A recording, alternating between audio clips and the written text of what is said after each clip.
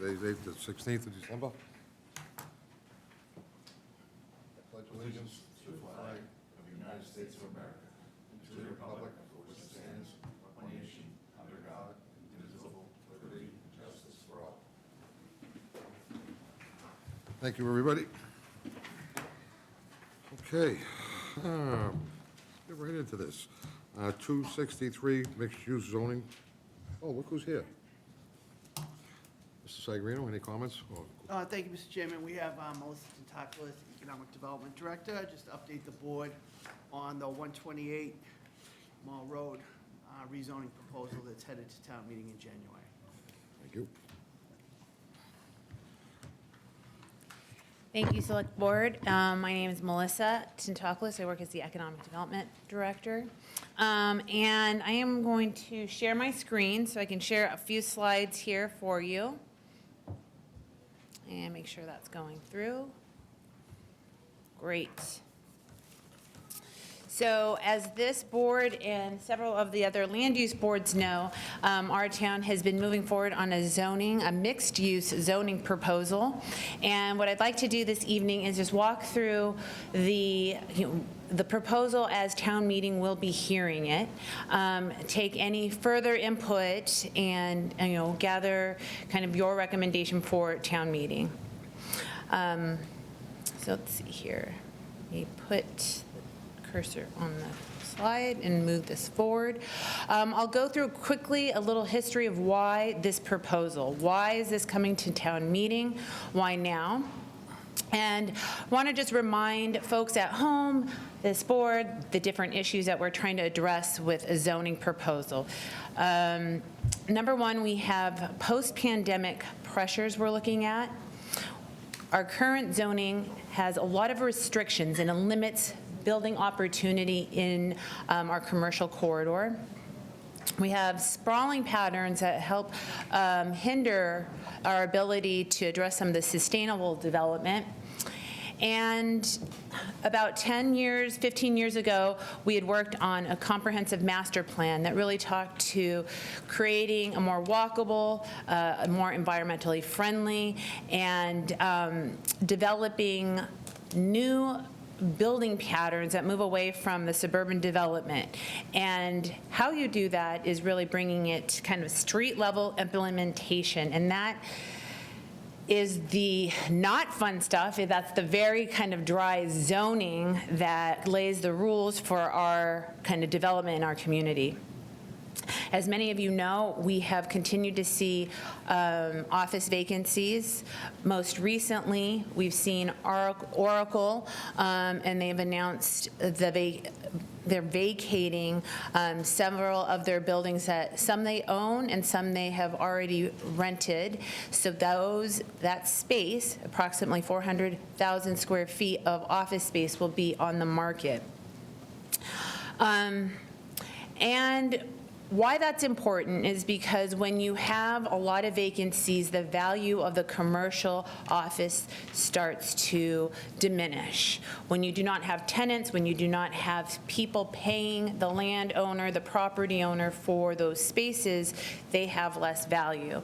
And when we have less value, our assessments are less. So that's why we want to make sure we're attending to how we are supporting the environment for office and non-residential spaces.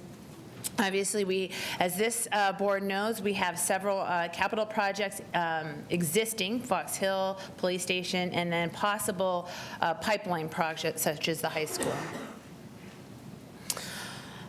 The Land Use Committees, Planning Board, Land Use, ZBRC know this, but we have not changed the zoning in this district for about 60 years.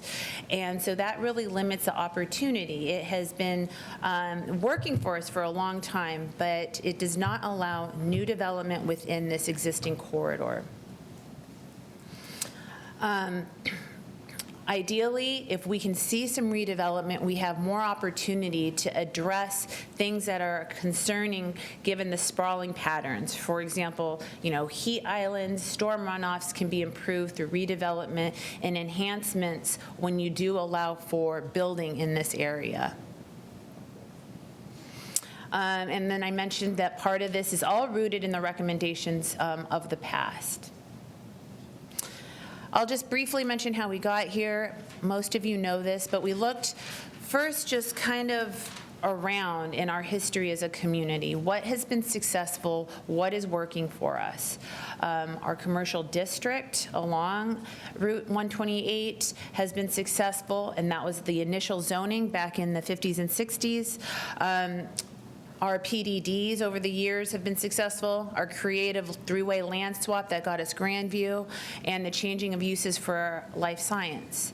So this is another opportunity for us to take the reins. And unlike a PDD, when developers come to us, we are doing the hard work, doing the visioning, and bringing it to town meeting.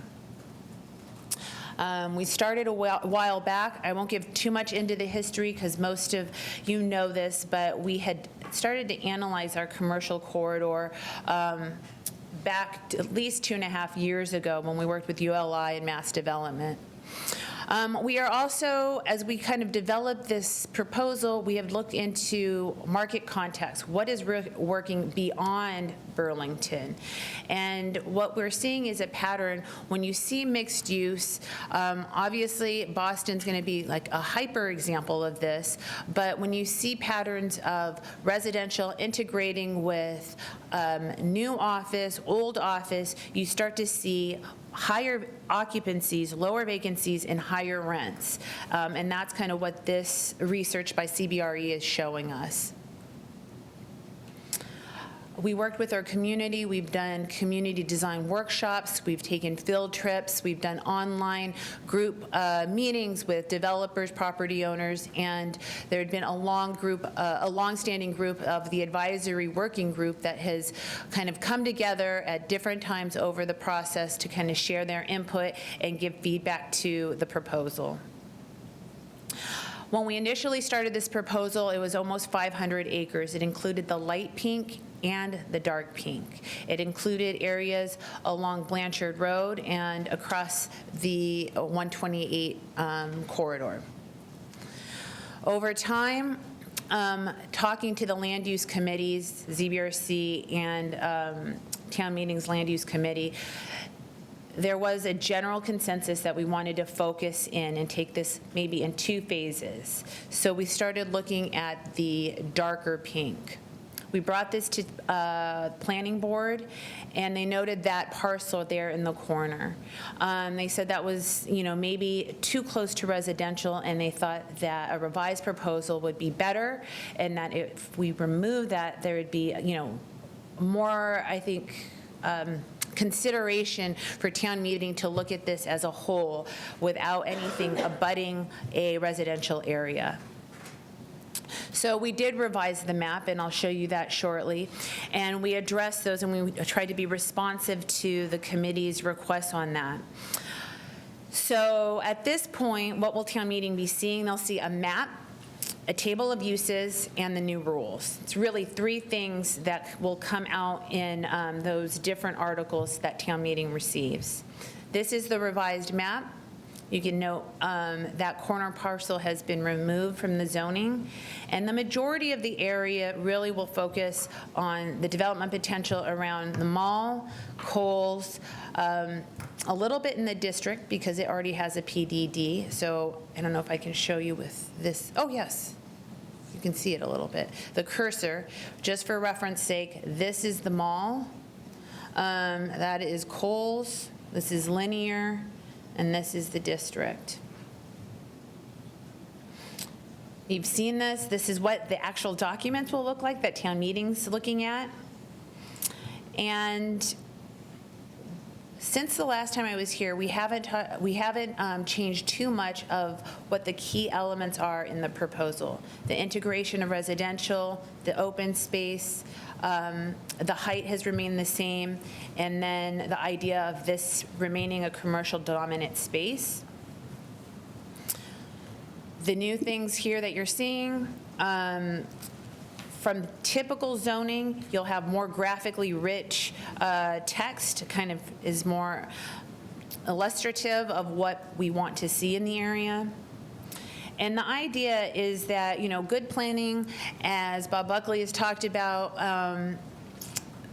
part of, one of our community leaders here, it takes, 20, 25 years. It is a slow process, but what we're trying to do with the zoning is put a template in place, provide the tools to guide the development and guide the development pressures that come to Burlington over time. And we see that us leading this zoning has more community benefits than just waiting and sitting back. We think we can bring new livability, potential environmental gains, and more economic sustainability to the commercial corridor. And so with that, I just would like to take a couple more minutes to share some of the input that I've gotten from some of the land use committee boards, so this select board is aware. Wanted to be very explicit about what could be built: the multifamily, the commercial, and the hotel. The multifamily can go up to 70 feet, and the commercial can go up to 120 feet. Those are maxed out in the zoning. What does 70 feet look like? It looks like about the Archer from top to bottom. That's 70 feet. 120 feet, I still need to get a better picture, but we have approved 120 feet on the left side. That is the district. Those buildings B, C, and A are over 120 feet. Often we're asked, well, how much could be developed here? And unlike a master plan with one developer who is proposing, 3 sets of buildings on a parcel, we are laying the template down for what could be built. We've talked to property owners, stakeholders, we've talked to real estate market analysts to get a sense, but we wanted to share this more explicitly as best as we can with projections. So we've done a fiscal impact analysis that this board had heard through. We know, given this, based on this study and this analysis, that over 10 years, about 1.2 million square feet could be absorbed in this area. Often the question is, well, what is a breakdown of that space? What is commercial? What is residential? So based on that, given the context of some of the housing shortages, given the fact that the commercial district has no housing, the majority of that would still be residential, 750,000 square feet, and an estimated 490,000 square feet of non-residential or commercial, would include some retail, hotel, and office. If we zone in on the residents, people want to know how many residents is that? How many people are we talking about in that space? Well, based on certain assumptions, over 10 years, that looks like about 750 units, 1,125 students or residents, of which approximately 62 school-age students.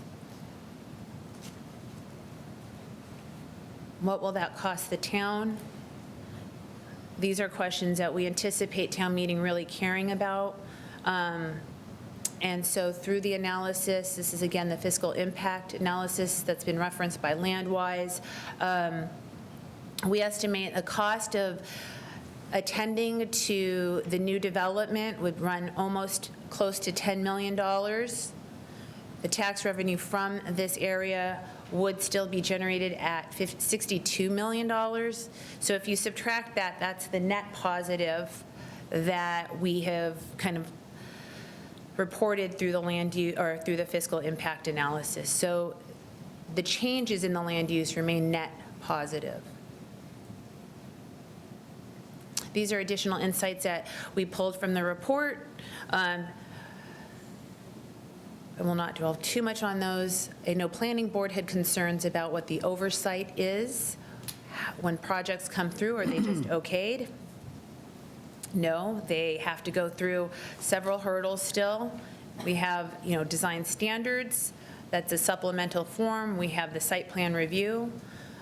Explicitly written in the zoning is a provision for an architect and recommendations to give to the Planning Board. And then special permits are required for certain developments. And we've talked about this.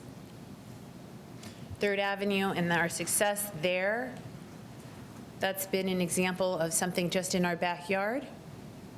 We've looked at what development would have looked like, or what it did look like in 2005 and what it does now, and the values that have increased across the board. And then we've talked about even parcels kind of nearby that haven't changed, have increased in value. And this is not looking at just strictly appreciation. If you're looking at strictly just appreciation and we did nothing from 2005 to today, just the standard appreciation that we would have calculated would have given us today $3.2 million from that same district. But given the changes in the PDD, the mixed use that has been allowed in the PDD, including the residential, that same area generates $6.3 million. We have heard about potential impact on traffic. There is concern. Well, if we do this, we can afford it. There's potential upside for having new residents in town, because where people are, businesses do thrive. But then what about traffic? So traffic is more of a regional issue that can't be addressed in, one or two bullets. So what we've really talked about with some of the planning boards is the concept of chaining trips, the fact that the Institute for Traffic Engineering shows that when you build and integrate residential in commercial districts, the average trips, vehicle occupancy trips decreases over time. And so that was part of what we're looking at. We're also looking in better investments on Middlesex Turnpike that we've mentioned before, as well as create a mobility action plan for the area. So that is kind of where we are and some of the feedback we've gotten so far. I welcome any questions, and I will be talking to Land Use Committee later this evening as a final visit before town meeting. Thank you. Interesting. A lot there. Go with the board. Sarah? Thank you, Mr. Chair. And thank you, Melissa, for coming tonight. I did have a few questions I wanted to ask, and apologies for my voice. I'm battling a cold tonight. Just some things that have come up from folks who have reached out to me. And we didn't see them tonight, but there are some drawings in the plan that show some like sidewalks, wider sidewalks with, I don't know what the technical term is, the strip of grass that's like in between. And I guess the question is, given the area and how tight it is already, where do you envision something like that going? So if we, there are different street treatments depending on the location. So maybe if I showed this map one more time. Not all street corridors are intended to be the same width and size. So let me see here. I'm going to share this one more time.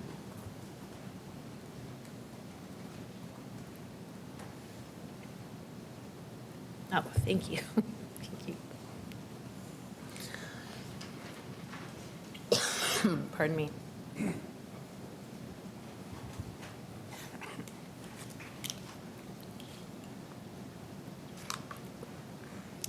So,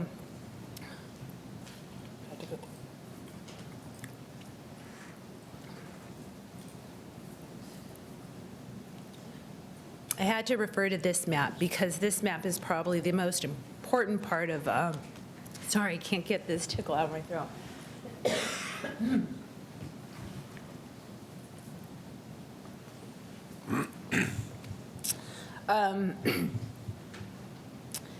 So this map is part of the most important part about the street network in the public realm.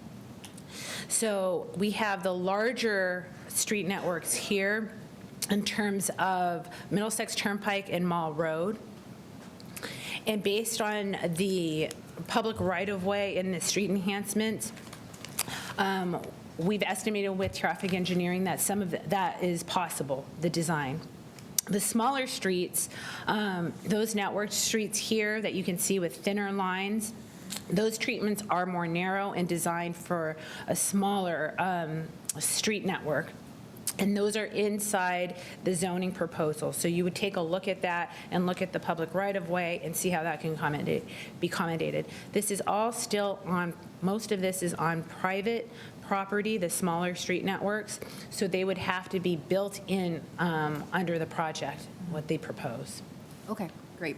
Another concern that somebody brought up to me is that we see some across town, some empty storefronts now. Yep. The shops at Simon's is an example, although it's coming along quite nicely. It is a process. But, people see that and they might wonder why, we're adding more space and or are we just, creating additional space that will remain empty for some time? Do you have any thoughts on that?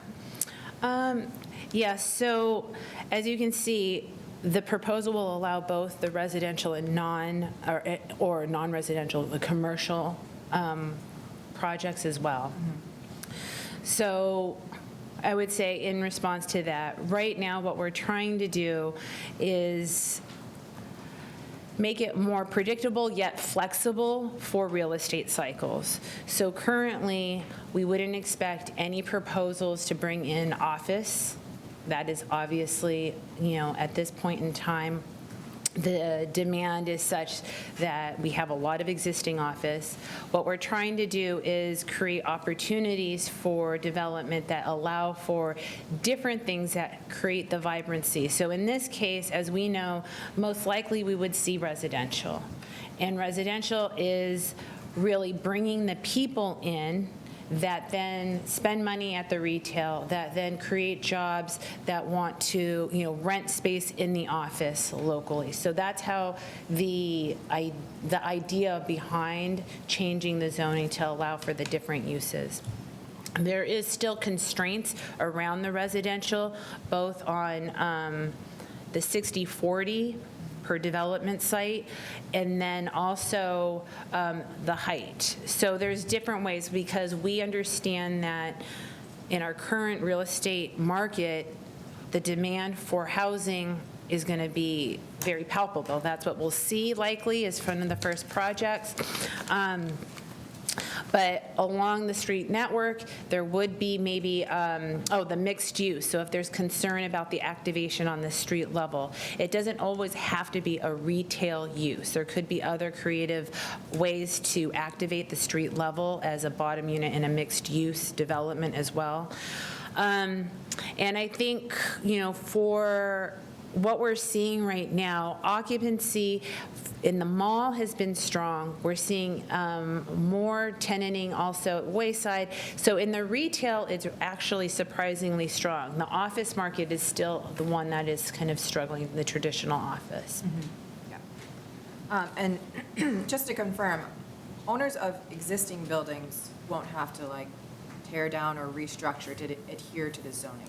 This is just for new buildings. Correct. Okay. It would be triggered under a significant new addition of square footage, and that's expressed in the provision. Okay. So it's trying not to make it onerous for anything, even a small upgrade to the building, as long as it's not really expanding, and as an addition, it wouldn't trigger the new zoning. So there's not going to be, apartments in the mall? Probably. Probably, in terms of that, no, because there's another provision in here that is around the residential to commercial ratio, and right there it says the goal of the mixed use is to promote infill development where there is no building, and it does not at this time support conversions. So that has been a point of conversation in different land use groups. Well, if office is suffering so much, why don't you just let that turn into residential apartment units? And the thinking behind that is that we want to maintain that commercial office. What we're trying to do is create a more attractive and vibrant area around it so that that stays desirable for people to come and locate. Okay, and then last question I had, and this was brought up at the town meeting info session that you had on Wednesday, which I thought was an interesting question. which was around, is there the ability to make modifications or amendments down the line if we see this not going as planned? Would that be sort of easy to do? Yes, and thank you, Select Board Colley, for coming to that meeting. We had we had a precinct meeting last week, and Sarah was there. And it was much more of an informal conversation about this same proposal. And the question was, are we getting everything right this time? It feels very dramatic, a change that we're bringing to town meeting. But what I like to say to folks and how we've had these conversations in more informal settings is that the zoning is dynamic. It's never one and done. Obviously, the development occurs over 20 years, but modifications and changes can be done at any point in time. And if anything, I recommend that we are very attentive to get feedback, to make any modifications, to make sure we're kind of going in the course that we want to be going. Perfect. Okay, thanks. So that's all my questions, but I did want to make some comments. So I am in support of this, and I'll just kind of summarize the statement that I made at the planning board meeting. I believe this is an opportunity and a vision for the future of the Mall Road area. Like Melissa explained, it's a framework with flexibility for developers, but with enough structure that we can get what we want. And it diversifies the ways that this parcel can be used, which will reinvigorate that area to be a blend of work, living, dining, and entertainment. In terms of mixed-use zoning, it's been shown to not only have a substantially lower office vacancy rate, which is a growing concern now that we're at 20% and likely going to be growing higher, but they're also shown to be more resilient when it comes to economic downturns. The financial impact analysis was very interesting that Melissa provided. It showed that this would likely provide a substantial increase in tax revenue, improved walkability of the area, and add additional housing supply. I have confidence that this vision and the planning board's continued involvement throughout the process, we can curate a dynamic and thriving area of town that benefits Burlington as a whole. So that kind of sums up why I'm in support of this. I have heard some concerns voiced, people saying, first of all, this is not the type of housing we need. But the truth is we need housing, and we need diverse housing options. There is a housing crisis right now, and one prong to the cause of that crisis is restrictive zoning. So this sort of opens that up. We saw the state's response to that, which a lot of people had a visceral negative reaction towards, which was the MBTA Community Zoning Act. We did our thing with that, but this is a way that we can up our housing stock in an area where it makes sense.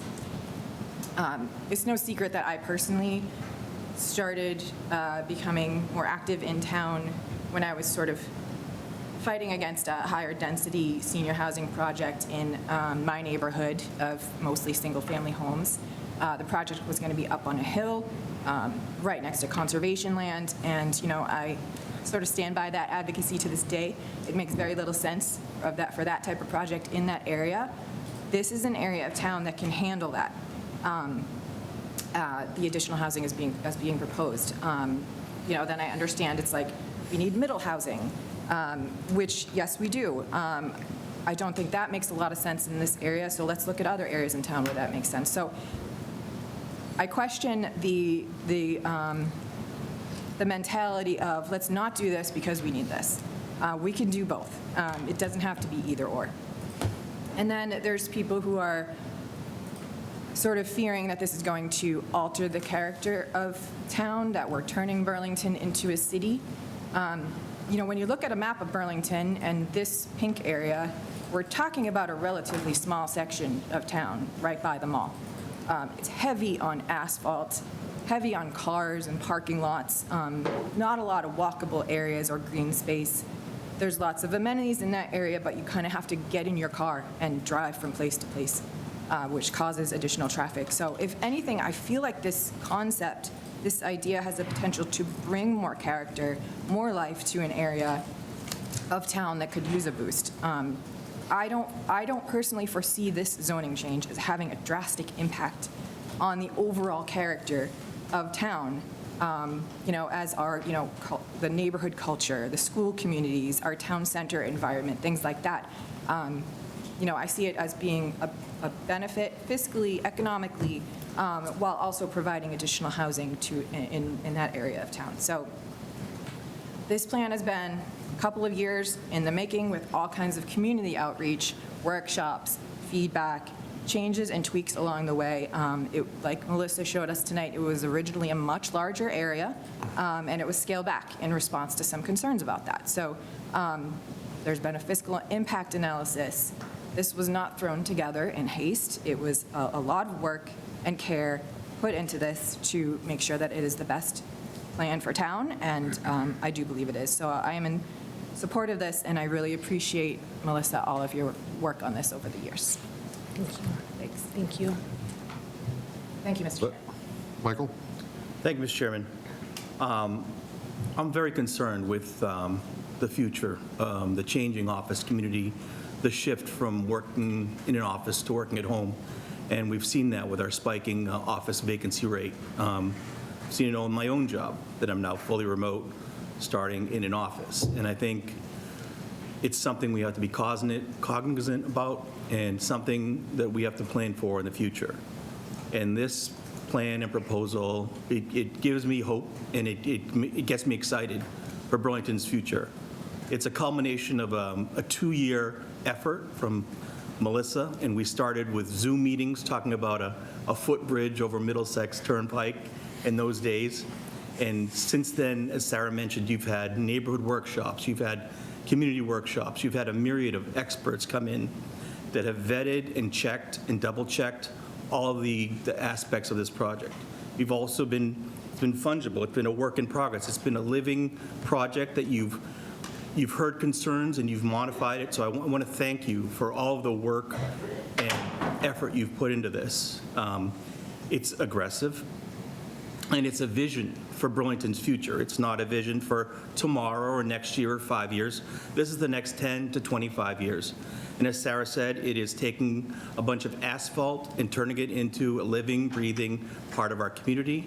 And it's the exact type of mixed-use development that works in this day and age. This is what younger people, younger workers that are coming into our town are looking for. And it's awesome that we have the secret sauce to this right in our town.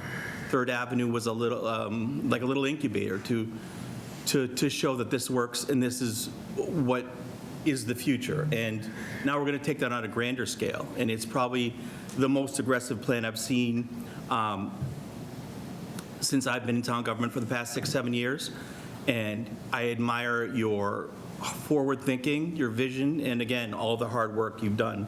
This is why we hired you. This is why we created the Economic Development Office. And we're so very fortunate for you and your vision and your work and everything you put into this project. And I couldn't be more in support, and anything we can do as a board to help you and get this through town meeting in January, we're all on board for. So thank you for everything, and I look forward to watching this project grow and develop over the next 10, 15, 25 years and continue Burlington's prosperity and success, and you will be a big part of that. And I thank you in advance for all of that. Thank you, Mr. Chairman. Thank you. Nick? Thank you, Mr. Chairman. Both Sarah and Mike said a lot of what I feel, and I think what I, in certain ways, attempted to reiterate at planning board at the last meeting. I took some notes as you were talking, Melissa, I just want to, kind of cover off on as well, because I think it bears repeating, because I think that people do feel like this is a dramatic shift, but I think that's really important for folks to recognize that, 60, 70 years ago, the framers of our community made a decision to keep the majority of the development in a specific sector of the community, right? And I think that now is our opportunity to shift with the sands of time, as it were, to ensure that that area remains a viable space. We talk about the daytime population, right? We talk about, people are still there, right? The mall's busy, right? It's Christmas time. Go down there and see how crazy the mall is, right? But the office space is not. It is not strong. It is getting weaker every day. Before the pandemic, there were plenty of studies done that showed that by 2025, upwards of 45% of the workforce would be remote anyways. The pandemic just exacerbated an already trending scenario. So we've shown that it can work, right, from a workforce perspective. And that's great, because as somebody who sits behind a desk most of the time, that gives me more time with my family, right? I'm not stuck in the car for 2.5 hours plus a day. I'm not stuck away and missing daytime things from my kids. I'm here in town. But now I'm part of that daytime population. And that's why the resident aspect here is important, right? Because as businesses look to move from Cambridge and Boston out here, their employees don't want to move because they can't afford a home, because it's not walkable and they don't own a car, right? There's a whole new set of people that we're playing to, and this is a prime area of our community that we have the opportunity to adapt really fractionally, right? Plus, we're not taking into account, when we talk about vacancies, the impact that it has on medium and small businesses in the area, right? When we look at urgent care centers, when we look at, barbershops and, other places where you would see people who work in an office come to these businesses during the day, right, that just aren't there anymore. So when we say, let's just wait and see what happens, unfortunately, what will continue to happen to a certain thresholds, we'll continue to get manufacturing places, lab space, right, which require low body count and high square footage.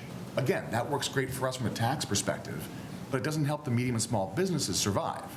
So now we're just kind of undercutting the whole system, right? But if we infuse that with some more retail and with some residential, we are putting more people in the space. I also want to note that it's not just building after building after building, and I know that multiple people have voiced their concern around the, quote, character of the community. But there's open space, there's green space, there's plans to keep this not turning into a city, right? The way the zoning is constructed, the way that this town's been developed in the last 25 years has been toward the notion of open space. So we want to remain what you would call the suburbia of the future, okay? And that means just being a little bit more adaptable in some ways. And I think that it means that we also want to stay on the forefront of this and not wait to see how it plays out. It's already playing out, right? And I think the longer that we wait, the more that we risk becoming a 21st century Milltown, where we've got a whole bunch of empty office parks and nobody in them. And I think that's the exact opposite of what anybody wants, when it comes to ensuring that we have the tax base, the revenue, and can continue providing level services for the community. We talk about infrastructure, right? From a school's perspective, it is a nominal impact, right? 62 kids across 6 schools. We were, prior to the pandemic, servicing, 120,000 people a day, plus or minus. We're talking about adding 1,100 residents. Now granted, I know the numbers are not one-to-one there, but we're not talking about suddenly reintroducing another 100,000 people to the community, right? Not even 10,000 people in the community. So I think when we look at the overall infrastructure impact and the opportunity we have to improve existing infrastructure, right, there are a lot of offsets beyond the tax base that we have to consider. Keeping things within the oversight of the planning board, important, right? We're not trying to make this super easy for buildings just to pop up and people to come in, right? Like this still at the end of the day is our decision to make on a case-by-case basis. But to your point, Melissa, it gives more latitude to the property owners as they look at what might come next. They still have the opportunity to rent that building as is, the way it stands, right? They have the option to retrofit it to make it work for manufacturing and industry if they want, right? Lab space, whatever, like they've been doing, right? This is another opportunity for us to ensure the viability of the community. I think that when it comes to The notion of traffic, I think everyone gets hung up on. To Mike's point, people who are coming from the city don't have cars. They like to walk, right? And to make the area more walkable makes absolutely, I mean, I'm still on board for footbridges over Middlesex Turnpike. Don't think I'll ever get off that train, because again, the more we make that area viable from a walking standpoint, the more that you're gonna see people park their car in one area and then get on foot, right? I took out my youngest 3 Christmas shopping last weekend, and it was get in the car, go to Kohl's. Leave Kohl's, get in the car, drive to Barnes & Noble. Now, granted, I'm not walking Middlesex Turnpike with 3 kids, but if I was able to walk across the street to the mall, right, and access shops, and then go from the mall across to Barnes & Noble and back, yeah, you bet we would have walked that. That's not that far, right? So I think we have to keep these things front and center when we look at it and we go, oh my gosh, we're wildly changing the zoning, and what's it gonna, it's not gonna do as much as we think it is, and it's not gonna happen in the next 5 years, right? We've got some time, right? And as long as we, the current framers of the community, us, planning board, town meeting, all the other necessary bodies and people involved, keep in mind what isn't working on a year-to-year basis and keep a 5 and 10-year plan in mind, then yes, we can adapt, right? I think the next 15 years are going to be absolutely crucial to how we make changes today for those 15 years and beyond. So I am absolutely in support of this. I have been from day one. Quite frankly, I think that the smaller, reduced area is not enough. I think that, it's too focused on the mall, in my opinion. There's a lot of other opportunity in this particular mall road corridor that we are not paying mind to. But if that's what's more palatable for folks to kick things off and start to create a proof point, then great. A step in the right direction. But thank you for everything that you're doing, for all the work over the last few years. I really enjoyed seeing it all come together. I appreciate the way that you are speaking to the community at large and trying to pull in as much feedback as possible ahead of this. And I hope that folks at town meeting really are listening when we have this conversation. And I mean, I would almost even ask to say that when this is presented, that some of us do speak. And that, we as a board support this. Those on planning board who were in support of this, perhaps they'd be willing to support us as well and speak at town meeting, to show a unified front within reason. I know that the vote wasn't unanimous, but I think that those who voted in favor,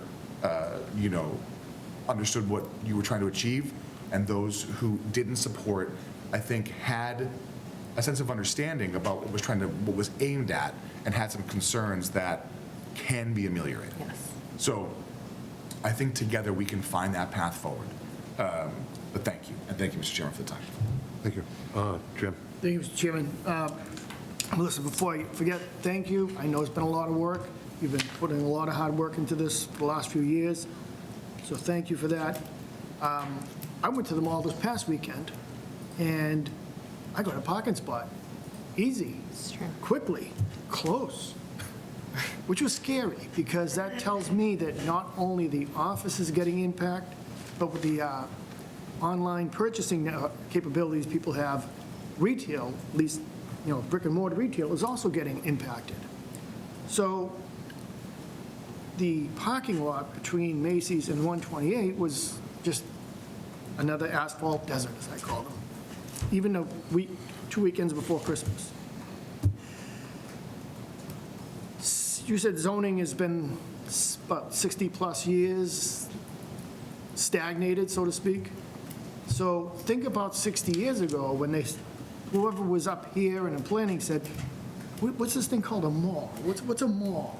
What's that going to do for the town of Burlington? That was forward thinking. But you know what? It's 60 years later. If we do nothing, if we stay stuck in the past, we can't move into the future. So we have to take that mindset of, yeah, it's been a good run for 60 years, but you know what? Maybe it's time to change. You don't leave your house painted the same, no, don't paint it in 60 years. You refreshen it and make it look better. It needs revival. Burlington needs revival. We've got our own success story, Third Ave. Right? If you look around other towns, the Woburn Mall, Marketplace in Linfield, what do you see? Foot traffic, a lot of pedestrian traffic. people want to live, play, work, and eat where they live with respect to traffic. I think you're going to see people walking or riding bikes from their apartment/house, whatever it may be, to dinner and then walking back. So we're reducing traffic, vehicle traffic, by increasing pedestrian traffic. Traffic is a product, a byproduct of success. So if we don't do the success in Burlington, yeah, we're going to have traffic. But if we're not successful in Burlington, other towns around us are going to take that success and run with it, like we've seen, Linfield, Woburn, and other towns around us. So instead of the traffic stopping in Burlington and eating here, working here, we're still going to get traffic cutting through Burlington. Why, I don't say why give it to the other towns, but let the benefit of traffic stay here. Again, it's way overdue. 60 years of zoning. It's time to get up with today's and to move into the future. And like we said it, like you said, Third Ave, it was our precursor to this multi-use development, PDDs, and I think support this 100%, and whatever we need to do to get town meeting on board, well, I'm in favor of it as well. Thank you. Thank you, Jimmy. Well, thank you, everybody. As you can see, there's a lot of good comments there, Melissa, which is really great. I don't think any of us are not in favor of this whole project to go on. Quick question I have, how's the life sciences going? Are they still as big as they were a year ago? Because at one time, everything was about life science, and people were coming in and out. Doesn't seem to be much talk about it anymore. In terms of office to lab conversions, those are not happening as much, and those people, the real estate, entities that have a portfolio of a lot of life science, they have been trying to move some of that off their books. What we're seeing here, we have one building in particular that was, an office to lab conversion on spec, meaning without, plans for any tenants. That one's kind of, probably in a harder position than most.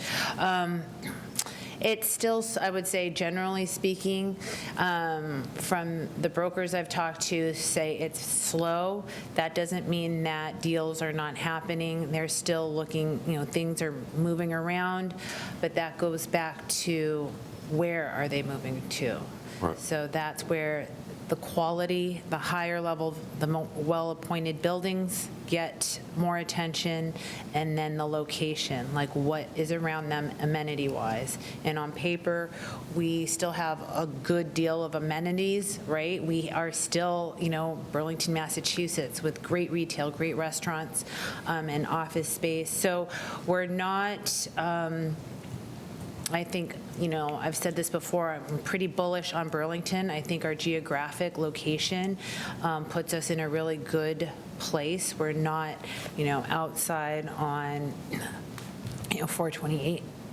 And so I think one thing, what we're trying to cultivate with this effort and be mindful is that, this is not just an office play, just like to get people here for, it's about creating a more attractive place, improving what we have.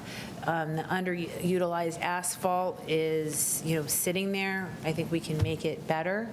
And that's, what we're bringing to town meeting as an option to move forward. Okay, so with that being said, we could go ahead and follow through with this project, and it would be, with the planning board and everything else. But it's basically up to the landowners to do all this, correct? So they have to come back to us, and they have to go in front of town meeting not to get so much their approval building, but the building committee would have to get involved. The planning board would have to be involved, all these different things. So it's basically up to the landowners to go ahead and follow through with what we decide we think is a great PDD for them, right? That's the bottom line here, whether it's housing or commercial, right? Yes, Am I wrong? Selectman I just- Morandi, that is exactly right. So this is our version of a PDD. Right. And we are presenting that to town meeting. The individual property owners will still go through a site plan review process. They will say, based on your rules you laid out, this is our plan. Does that meet with what you want? And what we have is, in those rules, it's a lot more explicit about the open space, Right. the roads, and the type of uses we want to see, and the building, the shape of the buildings. So yes, with that, and I feel like one thing that has come up in these discussions has been, well, the PDD was one property owner. Here you have multiple property owners. How will that even work? Well, it's starting to work already, because what we've been able to do is, share a common vision with multiple property owners. Does it make it easy? Is it hard to, wrestle and have them collaborate with a vision? It's still hard, but I think absent anything, you will continue to have the individual myopic view of projects, helter-skelter one after another without any real connectivity. And so the zoning offers, again, that template or that tool to help the different property owners collaborate more so. Okay, so so when I sat in the ZBA, I believe there was 10 different PDDs at the, I can't think Yes. what it's called over there, the Third Ave, not Third, is it Third Ave? Yeah, Third Ave. I think there's 10 different PDDs in that one area, on what they can have for signage, what they can't have for signage, what they can build over here, what they can build over there. So what we're trying to do with this project is to have it all in one area, make it easier for the builders to come in and put up what they need to do for residential or commercial, right? There's Yes, quite a few. I would say I may yes. be wrong on that number. I'm sorry, I didn't mean to interrupt you. I may be wrong on that number, but when I was on the ZBA, Jimmy, do you remember this at all? That was About prior to my time, Third Ave was. Okay, all right, so there was a lot of different PDDs over there, so I think this is a great idea. I think it's a phenomenal idea to start with and to go to town meeting, and hopefully they approve all this. But as far as like everything else goes with this, we have to get those building owners on board. And those are the ones that I think need to be discussed with, like, okay, what are you looking for? Yes. Because if life science isn't working and some of the other stuff isn't working, we'll end up being all housing. Correct. So I would say that has been part of the outreach and the community process to date. Property owners, especially the larger scale commercial, like the Simon, the Kohl's, Macy's, the district's been involved. Those who have looked at the zoning, they have test fitted the zoning. The feedback is that it's practical, it's more predictable, there's flexibility to it. So those are the benefits to moving this, forward in context. Are they, there's definitely additional development capacity here, that's what they also are finding very, obviously attractive, but the trade-off is that there has to be a public benefit with the not just the open space, but the public realm enhancements that are required, and then, negotiating with some of the planning board in terms of how to get some additional benefits. That is part of, the site plan review process. So that's the feedback we've gotten from them. That's It hasn't been in a vacuum without their input. I just want to say thank you, because this is very eye-opening for a lot of residents that are watching, or people that have watched the other meetings that are going on. To move forward with this, I think it's a positive. I don't think there's any negative to it at all. I also believe that the building owners, landowners, I should say, need to be really, because they're going to have to go to the planning department. Yes. And, like I've always said, each department should stay in their lane and do what they need to do, and make it so that we do have these companies coming in here and putting up these structures, and to try to make this a better town. Because that's what we're all sitting here for. Doesn't matter what board you're on, you're here to make Burlington a better place to live, to grow, and financially be stable for us to go forward with everything else there is in town. That's what I believe we're supposed to be here for. Not personal gains, not personal interests. It's all about what's best for the town of Burlington at this point. So I want to thank you for this. I think this is very eye-opening. I think it's a fantastic display of what we could be. What we could be long after I'm gone. Thank So- you. Thank you. Paul, anything? Nothing further, Mr. Chairman. Okay. We can either take a vote on this now if the board wishes to, or you'll have another opportunity at one of our meetings before town meeting. I So, believe after listening to everybody, I think we're pretty much, I could be wrong here, but I believe we're ready for a vote. Can I just ask one question? Sure you can. This is getting into the minutia, but I'm looking at the index of articles for town meeting. It looks like there's 1, 2, 3, 4 different articles in the zoning bylaws related to this. Yes. So is the plan to kind of take them all together, vote as one? Yes. Okay. 'cause, Yeah, I mean, I think, because the zoning bylaw, they're essentially amendments to the map, to the dimensional controls, the rules itself, and then the use table. Okay, So, yeah, so they're all kind of, it's a bundle. yeah. Okay, that's my only question. Okay, anybody else? So do you want, somebody want to make a motion on this? Sure. Mr. Chairman, I make a motion that we support the mixed-use zoning district proposal that has been put in front of us. Second. Motion made and second, all in favor? Aye. Opposed, abstained, 500. Great. Thank you so much for your Thank you, Melissa. support. Thank Thank you. you for Great your job. time, Great and job. also for all your commitment over the many months that this process has been going on. So appreciate you guys also as volunteers and working hard for this, so thank you. Thank you, Melissa. Good luck at land use. Thank you. All right, let's see, where are we going? We must be next, Mr. Conity, I believe, fire department's up.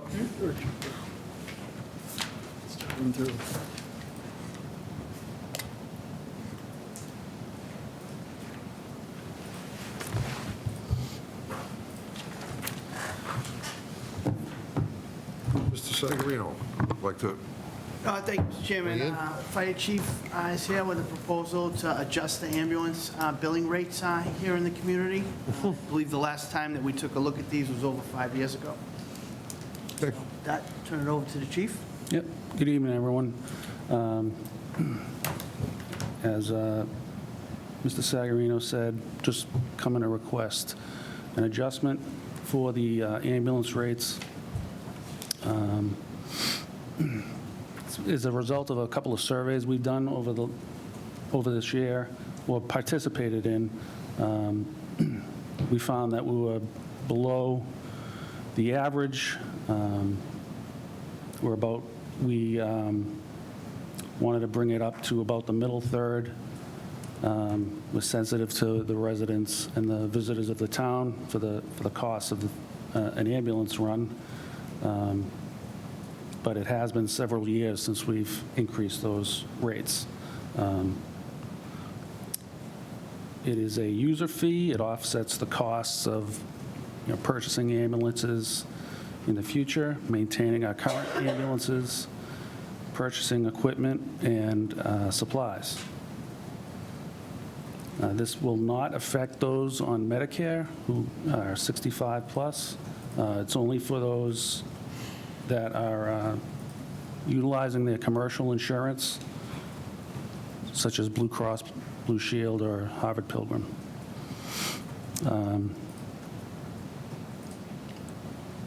Another reason for this request is that there's been some investigation by Massachusetts into the ambulance fee structure, and we would like to at least increase it to this middle-of-the-road fee before Massachusetts says that, enough is enough. We're not sure what they're going to do with that, but we certainly don't want to get stuck at a low rate. So we are recommending the BLS transport rate of $1,700, an ALS-1 transport rate of $2,300, an ALS-2 transport rate of $3,200, and a mileage rate of $38 per mile. And this is Lieutenant Donahue, our EMS officer. We thought it might be beneficial to explain the difference between what those different runs are. Sure. Thanks for having me here tonight. So just to expand upon what the BLS versus ALS1 versus ALS2 is, BLS transport means that we provided the simplest form of patient care to you. No invasive procedures, no anything like that. You have abdominal pain, we gave you a ride to the hospital. We assessed you, made sure you had no life threats, and provided you a safe passage to the hospital. ALS1 is when the paramedics in town take it to the next step. We put you on the cardiac monitor, we start an IV, we start giving you medications that you would normally be getting in the ER, just in your living room and on the way to the hospital to expedite the care that you need. And ALS2 is when we take it to the next level and we provide in more invasive procedures, whether we do provide electricity, like an AED shocks you, we can do that as well. We intubate you, we put you on the breathing machine, things like that. Those are the next invasive level procedures that we can bring to your doorstep, and that would escalate you to the ALS2 level of payment. So. Okay, thank you. So I'm just going to go first this time because I had a nice conversation with Andy today on the phone about all these rates and so forth and stuff like that. And I'll be honest with you, Andy will laugh, and you guys will probably all laugh at me too right now. When I saw LS1 and ALS2, I thought it meant truck 1 and truck 2. I had no idea there was 2 different types of ambulance service that we gave out in town. So that's my mistake, and I learned something new today, which was good. Okay, make your comments, go ahead, I'm ready. So anyway, I've had a couple of those ambulance runs, and I can't thank you guys enough for being there, for the intravenous's and everything else that you do on that ALS2 run. I think these rates are well-deserved at this point. I think there's a lot of stuff that this town provides to its residents, and I think this is a very, very important one that we do provide for our residents. I don't, in my personal opinion, I don't think there's any reason not to go along with this. Yes, it is going to be an increase to the residents at this point, but when it comes to a matter of making it or not making it, I think that these gentlemen that work in the fire department are top-notch, and we have a great group out there, and my opinion is to go forward with this and move along. But I will ask the board all the questions, and Jimmy, we'll start with you, seeing you seem to bring up the fire department every meeting. Thank you, Mr. Chairman. Well, it's just to remind the residents of the work they do, day in, day out, 365. Absolutely should, again, it was, if not, just correct me if I'm wrong, was it our billing supply that said we're below, I think they're the ones that notified us that we're below the average of what everybody charges? Yeah, so our billing company also acts as a consultant, and they came to us and, among other things, said that it would be a good idea for you guys to at least bring it to an average of the rates. So that's what precipitated this, is not that we said, oh, let's look at our rates, we need to increase them. Our consultant came to us and said, hey, you're below, everybody else is increasing with the times and you're not, so maybe you should take a look at them. So that's why we're here today. My question is on the lift assist for for-profit assisted living facilities. Are we still looking at something like that? Yes, I've spoken to town council, and they've given us some language that we can go forward with at town meeting in May. Okay. So if I, is it okay, do you think I should explain it now, or should we wait? Sure. All right, so what I'm talking about there is, there are a couple of for-profit facilities in town that call our fire department for lift assist, because their staff, even though the staff, they're not allowed to assist someone on the ground. So a resident could be on the ground and will stay on the ground until our fire department our first responders get there and pick them up off the ground and put them back in bed or in a chair. To me, that's inhumane, but these for-profit facilities are putting, they don't want to chance their employees I'm guessing they don't want a chance getting their employees injured lifting someone.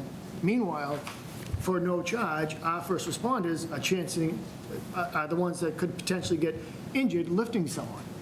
And this would only affect for-profit facilities, not the residents, not nonprofits. It would just, anybody, any facility who is a for-profit facility who calls for a lift assist, at some point, we're looking to attach a fee to that to offset the expenses incurred by the town, because they could be doing a lift assist on that side of town. We have one that's close to the Bedford border, but we could have a legit ALS 1, 2, or BLS call here on this side of town, and that the ambulance personnel are taken away from a resident need to lift assist someone because that company doesn't want their employees to help. So that's down the road, but I just wanted to get that out there now. So I'm in full support of these and looking at the other fee down the road. All set? All set. Nick? Thank you, Mr. Chairman. And I will admit, I also did not know the difference between ALS 1 and ALS 2. So you learn something new every day, which is great. Because now we're all that much smarter than we were a little while ago. I'm not going to say anything, because I don't know if I am still. You know a little bit more than you did before. Come on now. This is always an unfun conversation, right? Because I hate putting a dollar amount to anything when people are in their most vulnerable. You guys know that best, right? I mean, you're the ones out there helping and saving people. I get it, you know. And like I'm sitting here thinking about it again, for like the fourth time, saying to myself, like, you know, all I want to do is provide some kind of like additional assistance for folks over a certain age who are going to be, you know, income restricted, right? Who we know probably aren't going to be able to, can afford it now, let alone, you know, the extra $200, right? I'm in favor of meeting the average and getting in the middle. I have no problem with that. I just don't know if there's anything more we can do for our residents. I'm not saying we have to have that answer tonight. I'd love to have a deeper conversation about it. You know, folks who are on fixed incomes who are going to be the people who are going to the hospital the most, you know, they're the ones who need it. They're the ones who can't pay for it, even with insurance these days. So, anyways, we can let that lie, but I am in support of this. I know that, you know, you guys are doing everything you can from your side, and obviously doing a job much harder than ours. So I thank you guys very much. Thank you. Mike? Thank you, Mr. Chairman. I have no issue. I'm in support of this. I think it's just putting us in line, or actually below the average of all the surrounding communities. And probably, I'm looking at it as like a cost of living adjustment. The price of everything's gone up. Prices are going up on everything. This is just another example. And again, compared to all these other towns, even after this increase, we're pretty much still below the average, so it's very reasonable.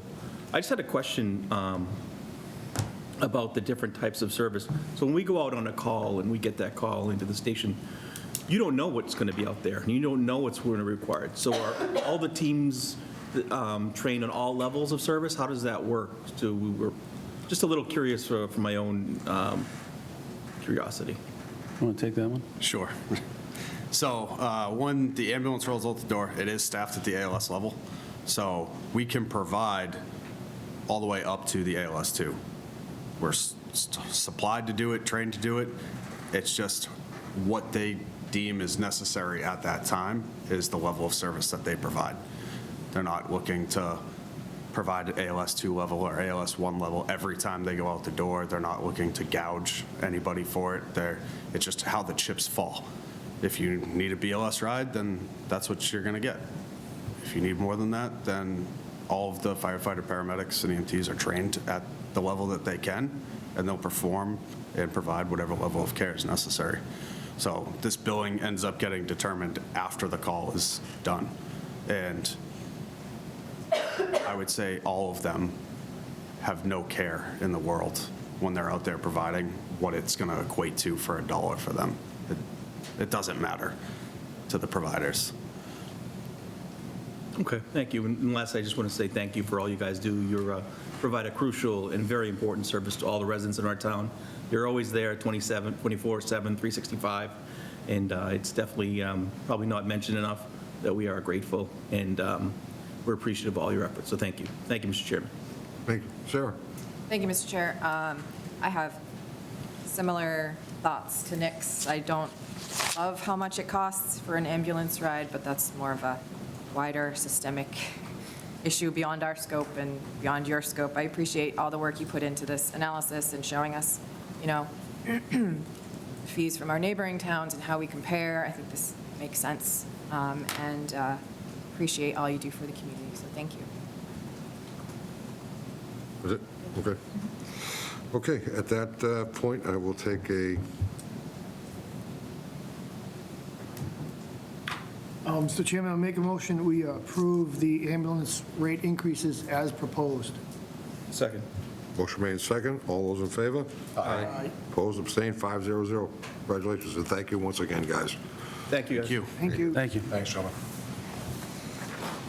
Okay. Happy holidays. You as well. Thank you. Yes. Scholarship Committee. Oh, there we go. Thank you very much. I appreciate you taking some time out of your schedule to let me speak with you. I did submit a proposal ahead of time. I don't know if anybody has had, okay. Would it be helpful for the viewers for me to go ahead and read that so that they could have a little bit of background about what our proposal is? Do you mind saying your name first? Oh, my apologies. Kendra Lamoretti. Thank you. I'm the chair of the Town of Burlington Scholarship Committee. And for background, our members currently coordinate with the BHS Guidance Department in the collection of scholarship applications for Burlington resident seniors. Previously, in the last 2 years, we've attempted to have students submit applications both by an email deadline.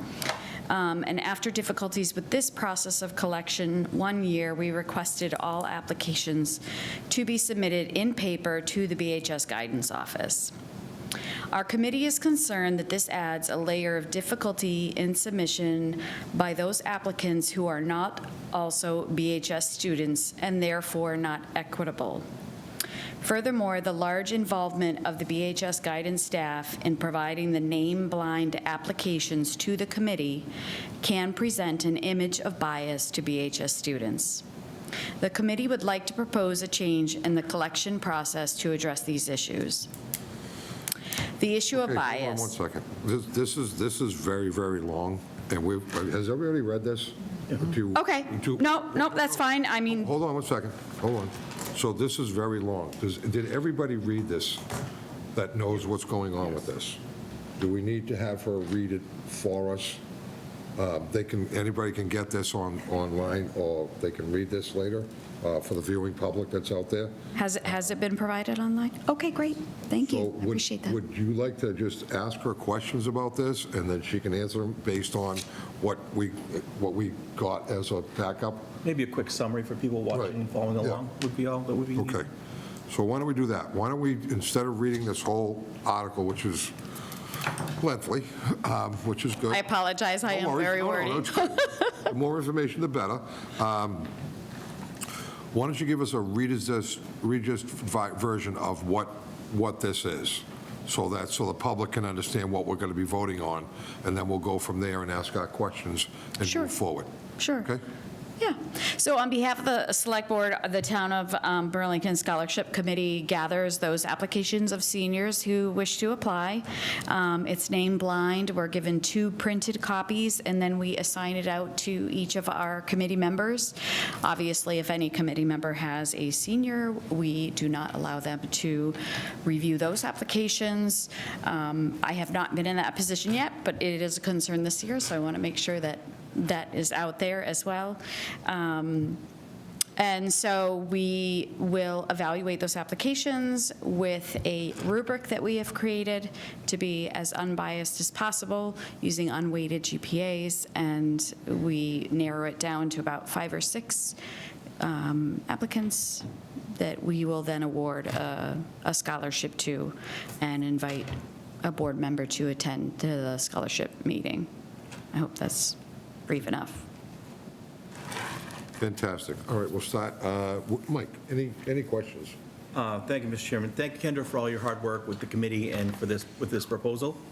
I have presented a couple of the scholarships at Shawshene, and it was cool to see someone other than a BHS student get it, and that's a nice night they do over there with their Shawshene scholarship night, so it was an honor to present that.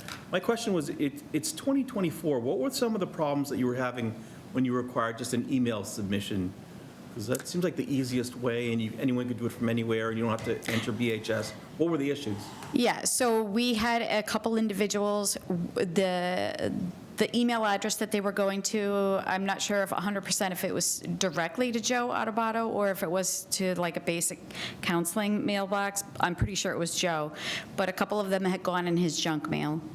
And so those two, there was 2 applications that weren't presented to us originally, and so when it was discovered, we had to kind of step back, and then do an evaluation on those 2, and then we had to kind of throw them in the mix of the ones that we had already done to try to be equitable, to make sure that we weren't, misplacing these 2 applications and not giving them the full merit of review that they've required.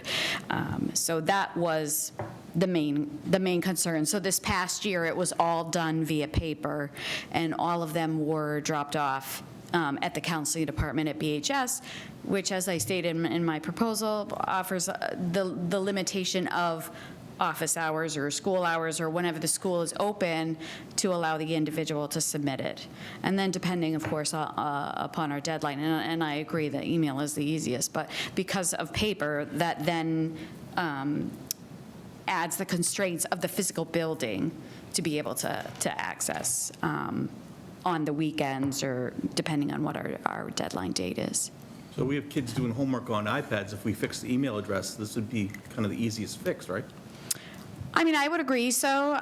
I mean, I work for the government, and we have like a mailbox that is for our component, and somebody manages that mailbox, and then it goes out beyond there. So I would probably recommend something like that. The other question is to make sure that perhaps an IT person is making sure that they're checking whatever the junk mail algorithms are that are on that might be sending them that way. So I definitely agree. I mean, our proposal does kind of include that kind of option as well. Yeah, even just a new email address and an acknowledgement of receipt. Mm-hmm. Okay. Thank you, Mr. Chairman. Thank you. Mr. Priest? Thank you, Mr. Chairman. Yeah, that's kind of where I was going too, is a like a distro list, style email that, the central admin staff also has access to. That could work. I also saw like the notion of a website, so like the notion of like an online form application where they receive, thank you, receive this kind of thing. And maybe it's that instead of the email, but it's connected to the email. So it's like the landing page and then the paper form are your 2 options, right? I mean, it should be easy. I think from like a bigger picture perspective, I'm happy to support the collection, right? And then you said right now it's someone from your committee who does the blinding? No, actually, the guidance department at BHS actually does the blinding. So currently, they receive them, whether it's via email or paper, and they make the double copies and blind the application. So they have an Excel sheet that has a list of all the students that have submitted them and what their names are, and assign numbers to each of the applications. And so we will tell them, we chose this number, and this number, and then they come back to us and say, that's this person, this person, this person, this person. So again, that kind of, because that actual or the name blind process is going through their counseling department. Again, was one of our concerns with bias. And how many folks are on this committee? We have 6. 6. I almost feel like once a year, one of the 6 should just be the de facto moderator and not be a reviewer at all. And maybe that's the role of like someone who serves as a parent that year, perhaps. It would be helpful if we had more, and that is my goal as chair, to try to get more people. And that has proven difficult, but as it stands now, we have to have at least one committee member that is appointed by the superintendent of schools. And then I believe, was it a minimum of, I can't remember if I talked with you or with Amy, but I think it's a minimum of 5 or 6 that have to be on it. So we have the last 2 years that I've been on it working at the minimum, and I believe that it has throughout the years. Yeah, it's you preach to the choir when it comes to finding warm bodies to help out with stuff. We completely get it. This is, shouldn't be so hard, but of course, it is. I do like the idea of having a central location, whether it be the form and the paper, just the paper, something to make sure that's equitable for kids, seniors who aren't going to BHS, right? We've got plenty of kids who are, going to the tech, going to, different schools, that shouldn't have to kind of jump all the way sideways to get, something to someone at the high school. So I am in favor of that. But yeah, that's as much as I'll ask and say right now. I want to kind of hear from the rest of the board. Okay. Thank you, sir. Jim? Thank you, Mr. Chairman. I agree with the email too. My big question is this proposal is looking to put a Dropbox in Town Hall? Is that what I'm understanding that? Well, my thought was to utilize what components the town already has. So there's currently a Dropbox outside the town hall. Is there a way that we could utilize that with that current structure and, create like an envelope or something that has to have like certain language on it or whatever that they could drop in that box, and then whoever is picking up from that box could identify that, oh, that's this. I need to put it here for so-and-so So to. basically just take these specific envelopes and say, these are for the scholarships. Yeah. All right, so not an internal Dropbox, because the town hall's open the same hours as the school, so. Yeah, no, the thought was to use that external Dropbox that's there as something that's more accessible at all hours, and to, address that issue of access, yeah. All right, that was my big question, because it almost looked like it was creating a Dropbox specifically for these. I apologize, that was not my intention to create one. It was more to use what tools and structure that we have right now. Someone from the committee or the schools will collect whatever's been put aside here. That would obviously have to be an agreement between our committee and whomever it is has access to that Dropbox. Again, some of the stuff I'm not aware of as to how it would work. If we were to establish a website for submission of the applications, that would require some coordination between our committee and the town staff. So I'm willing to do that. Part of the proposal was kind of keep it open, but yeah. Question, who takes the mail, the stuff from the Dropbox now? Typically, it's the treasurer's office, because oftentimes it's used for tax payments, so. So instead of adding a step to it by making the select board No, in charge of it. if I could just elaborate, in reading Kendra's proposal, I think that we could really be helpful on part one of that, being a drop-off location for students that don't go to Burlington Public Schools. I guess where the part that I probably wouldn't go along with is having us redact anything. It doesn't really make sense to me to be having a school employee redacting all the applications, and then for us to be paying someone else to redact those same applications, but, Well, the proposal was to not have the school do it.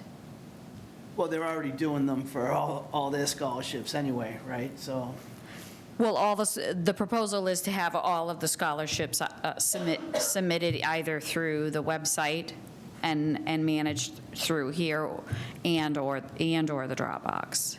So it would take that out of it altogether. Yeah, like I say, I think we'd be a great drop-off location, and we can work with you with the IT to determine whether we can do an email address or if there's some way to upload. We do have a Dropbox. We can work out instructions for that. I wouldn't be in favor of us having a staff member doing the redactions.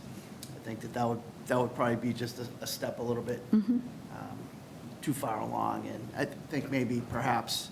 That's what I was kind of leading to, is And if that's something that we can kind of work out on our committee, like I said, or I think someone had mentioned the option of having like one person on the committee is always just going to be responsible for that process, that is certainly something that we can work into what we currently do and make it as something that going forward that we do. So, I mean, that's part of the purpose of this is I only know what I know. just a real quick summation, collecting it, not a problem, getting involved in the process, not part of this board, so, or this, the town employees. That's a school Okay, issue. you all set? Awesome. Sarah? Thank you. Yeah, I think most of my questions were answered. I see for submission, the option is online, whether it's a web form or an email, Dropbox, and then other. Would there be an option for mailing in? I don't see why not. I guess our biggest concern is that we will have a deadline, and then if we're dealing with mail, how many days are we going to be waiting after a post date to say, okay, this is the cutoff? It's part of the reason why we opted for the Dropbox, because a person could physically make sure that it gets there at a certain time if someone physically goes there and takes it out at a certain time. So it's a little bit more manageable timeline-wise. I mean, we could certainly allow that opportunity, but we'd have to be very clear and concise about, okay, what is the date? Is it like we have to actually receive it by that date? Does it have to be postmarked by that date? You know, because we do all know how difficult it is sometimes, certainly busy times of year like now, to be able to rely upon whatever the regular average mailing time is. So we want to make sure we're not disadvantaging anybody in that way. Okay. And just so I'm clear, right now, as it stands, the only way for somebody to submit an application is to bring it into the BHS guidance office? That is correct. Okay. Yeah, I can see why that would be unequitable. So I appreciate your work with this and trying to come up with options for us. I would be in support of, I mean, I think it's easy enough to come up with a scholarship@burlington.org mailbox being checked by, I don't know who, but, In our office. okay, yeah, admin staff over at the board. That seems easy enough to me. But other than that, I don't have any other questions. Okay, thank you. Most of the questions were answered for myself, but I just think that at this particular point, I don't think this is ready for a vote, in my opinion. I could be wrong, the rest of the board could say, yes, they want to vote on this, but there's too many things that are, Many questions. there's too many questions to be answered before, who's got the drop-off box, who's doing this, who's doing that, so I don't think we're ready. I think it would just, my personal opinion would be to just make this for another date once you figure out a bunch of different things there. Yes, sir. Jim, why don't you give Kendra an opportunity to meet with us and our office staff, and we'll talk about what we can do.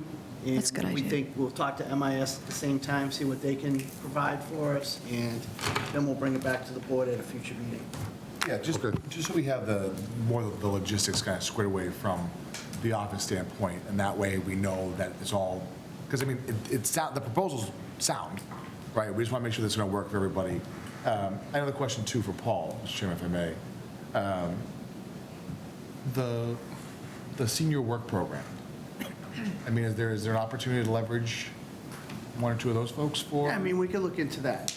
I mean, again, that way we're not, I mean, they're working to, get a reduction in their tax rate, or taxes, not tax rate. Now suddenly I start misspeaking.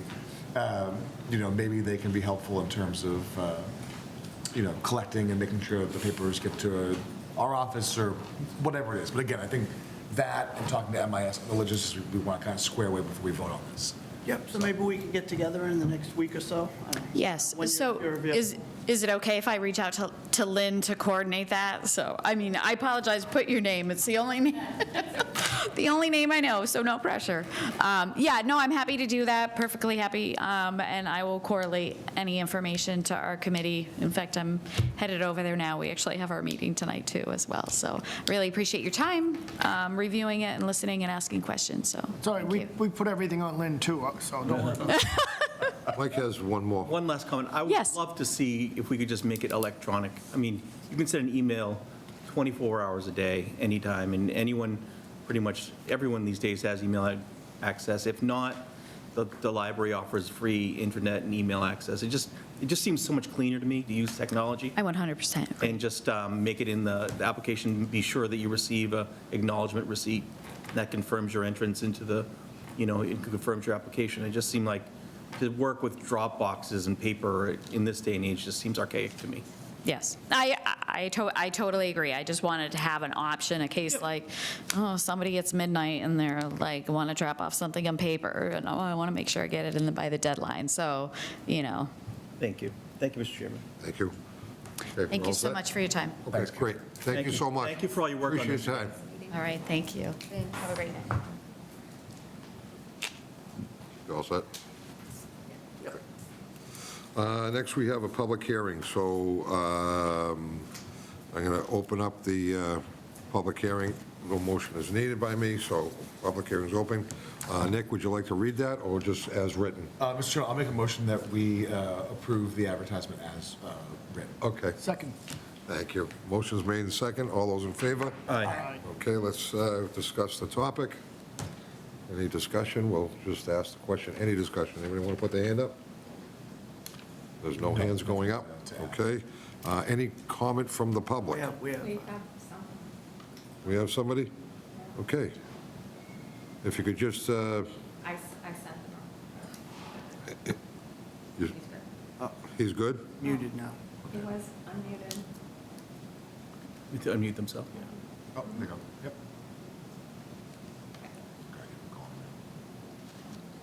Go ahead, sir. Oh, ma'am.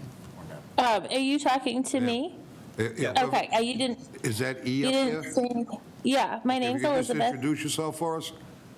Yep, my name's Elizabeth Grace, and I wanted to ask you to add an agenda item to the next meeting. I was told that's what I should, I was told to come and request I this. can't understand her, sir. Could you just hold on 1 second, please? I'm sorry.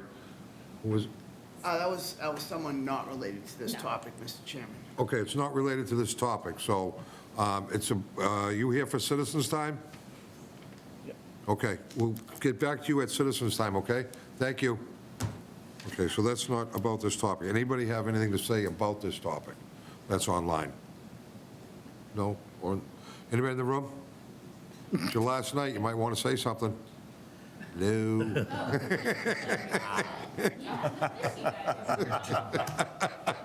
Twice a month, we'll That's be off topic. Listen, you can record yourself in the paper. Okay, seeing there's nothing to be said, close the public hearing. Second. motion made and seconded to close the public hearing. All those in favor? Aye. Opposed, against? 500 to close the public hearing. Okay, now, make a motion on the actual article itself. Mr. Chairman, I make a motion we approve the liquor license for 184 Cambridge Street, Burlington, as was previously presented. Second. Motion made and second. All in favor? Aye. Opposed, abstained, 500. Very good. What a group. Okay, what's next? New class license. Michael, it's all yours. Go ahead, I'll be right back. Mr. Chairman, we have, Mr. Sagarino, our 267 approvals, new class licenses. One of them is online.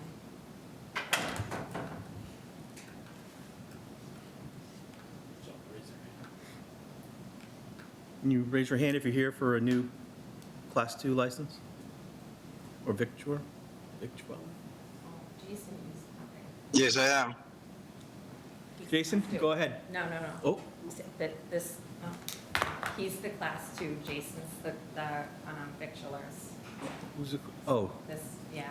okay, Fieri? He's muted. I told him to unmute, so. Oh, Okay, go you ahead. hear me? Could I please Yeah. identify yourself and what you're looking for? My name is Thierry Petit. It's for a no class license. My business is Bell Black Motor Group.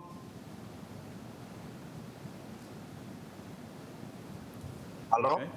Okay. To Paul for any background or info on this? Mr. Vice Chairman, all the paperwork's in order, but I think Yeah, you heard me? if you could tell us a little bit about your business and what you plan to do with the license, sir. When I look online, I find Burlington is a nice geographic area. I said, let me try to get my dealer license in the area. That means I can get to know the area better than Boston. I used to do in West Ensign. I got another business in Boston to concentrate for me. And when I Google, I find Burlington is a safe, nice, quiet place. I said, let me try to get my license there. That way I can get car from dealer to dealer, from auction to auction. Okay, we'll go to the board with, does anyone have any questions? Jim? Thank you, Mr. Vice Chairman. Sir, I'm going to ask you the same question I ask every applicant for a Class 2 license. You could save a lot of money by getting a Class 2 license at your residence. What's the intent to having to rent an office in the district to accomplish the same task? I'm just trying to save you money.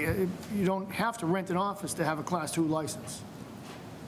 It's not only about saving money. It's about those business when you're doing is about peace. It's a nice geographic quiet area, and also at my other office, too many people get going back. Sometimes they drive me crazy. That's why I'm trying to get a safe place where I can do my business with peace. If I would no one get bothering me, so I'm employee. And you don't plan on keeping any cars on the property, correct? No, I don't even get out of the car, get them from the auction to the auction. Okay, all set. Nick? I think this board knows how I feel about Class 2 licenses. So I will refrain from repeating myself. No questions, thank you. Sarah? So it looks like this is going to be the third Class 2 at 1500 District.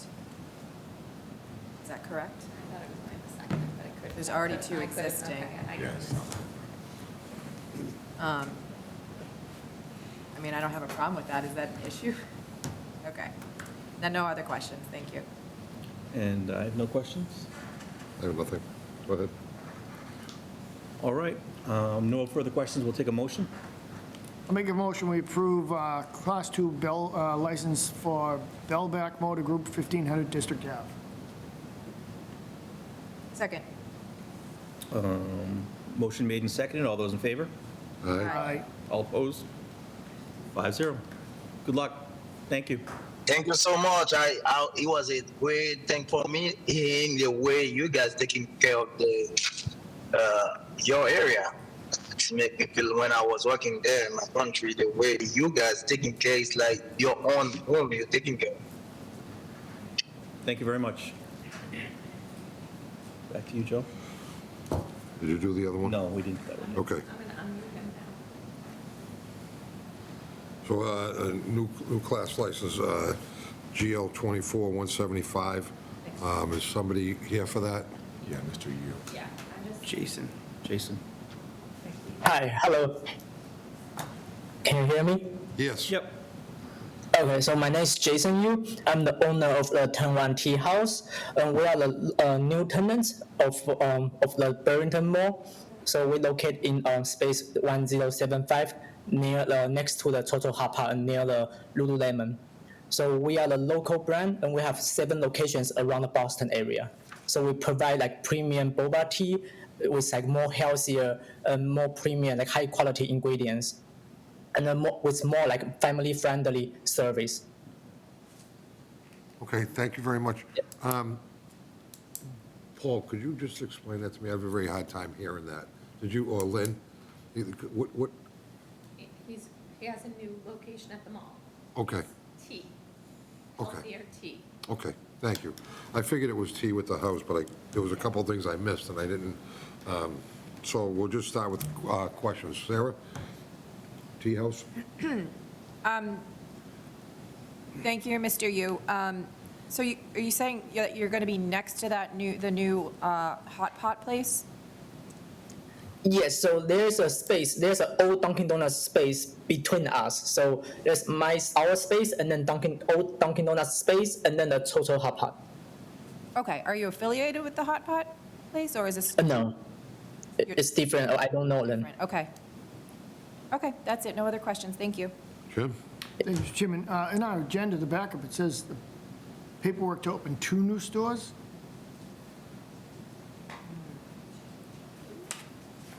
No, he's only opening one. All right. All right, no, It's to new store, open 2 new. store.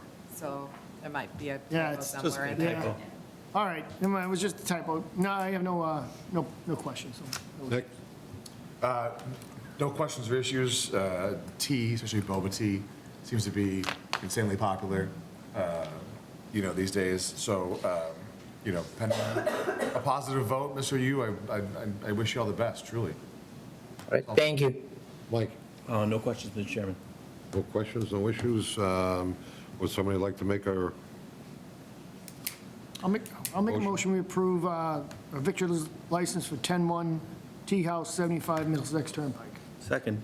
motion made and second, all in favor? Aye. Aye. 5-0-0. thank you. Thank you, good luck. Thank you, Mr. Yu. Thank you. Okay. Now, we're on to citizens' time. Is there anybody in the room that would like to speak? Seeing I see no hands, because there's nobody here, we'll go to the board. Was the woman, So whoa, I did want to- whoa. The woman E, is that? E. Okay, is she on speaker right now? Yes. Okay. Yes, ma'am. What would you like to say? Introduce yourself again and tell us what you'd like to speak about. It is citizen time, right? Yes, it is now, yeah. Go right ahead. Thank you. Thank you. I had I had found myself severely disabled over the summer.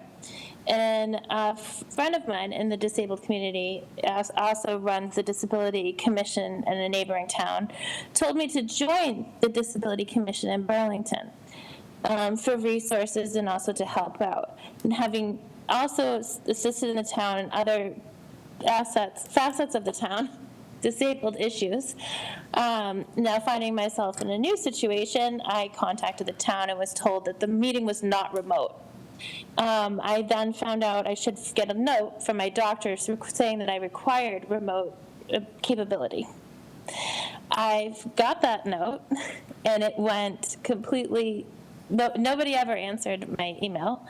I was patient. I waited until after the election, and I called. And I spoke to Amy Warfield at the town clerk's office, and she said she found no problem with it, and she would send me up to the selectman's office.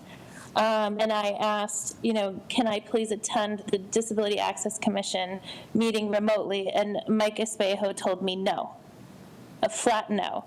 Tried to explain the situation, and I was told no, any Burlington resident is capable of attending this meeting only if they come in person.